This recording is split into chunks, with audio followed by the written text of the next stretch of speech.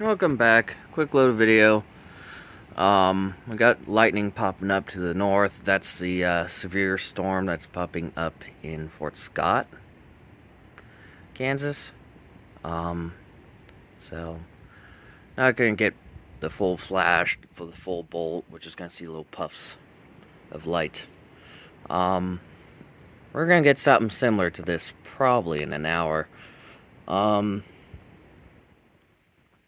Hopefully in an hour. Want to have something fun. But yeah, you can see puffs of lightning.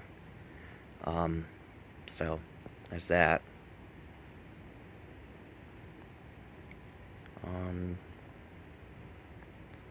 So yeah, not gonna hear any thunder with this, but we definitely got something coming in. So yeah, with that, that's about it. Stay safe out there. See you in the next video. Bye.